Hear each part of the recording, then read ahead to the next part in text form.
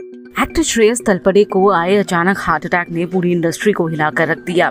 गनीमत है कि श्रेयस तलपड़े अब खतरे से बाहर है और एक इंटरव्यू में उन्होंने अपने इस अनुभव को साझा किया। श्रेयस ने कहा कि इससे पहले कभी मैं जिंदगी में अस्पताल में एडमिट नहीं हुआ, हालांकि पहले भी मेरी फैमिली में कई लोगों को हार्ट अटैक आ चुका है। श्रेयस ने जब ये कहा कि इससे ये साफ होता है कि श्रेयस को भी हार्ट इश्यू कहीं ना कहीं जेनेटिक हो सकते हैं।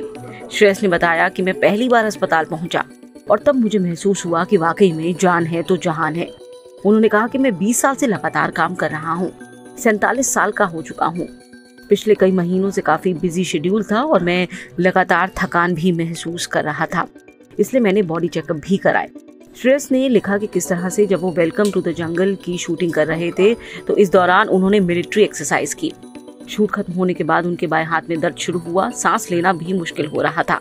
ये दर्द इतना ज्यादा था कि उन्हें वैनिटी वैन तक नहीं जाने दे रहा था। श्रेयस ने कहा कि जब मैं घर पहुंचा और मेरी पत्नी ने मेरी हालात देखी तो मुझे फौरन अस्पताल लेकर के गई।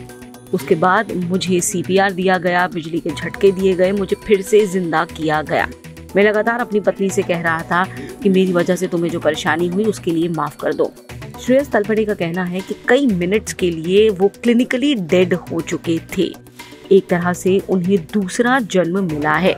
श्रेयस ने कहा है कि अपनी हेल्थ को बिल्कुल हल्के में ना लें, लगातार डॉक्टर्स की विजिट जरूरी है। मैं ना तो स्मोकिंग करता हूँ, ना ही अल्कोहल लेता हूँ और पूरी तरह से हेल्दी लाइफ जीता हूँ।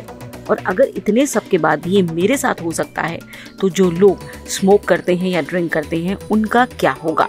श्रेयस ने यह भी कहा कि उन्होंने सुना है कि कोविड के बाद लोगों को हार्ट की दिक्कत हो रही है, इसलिए अपनी हेल्थ पर फोकस करना बेहद जरूरी है। उम्मीद है कि श्रेयस की ये सीख और उनका ये अनुभव कई लोगों के काम आएगा।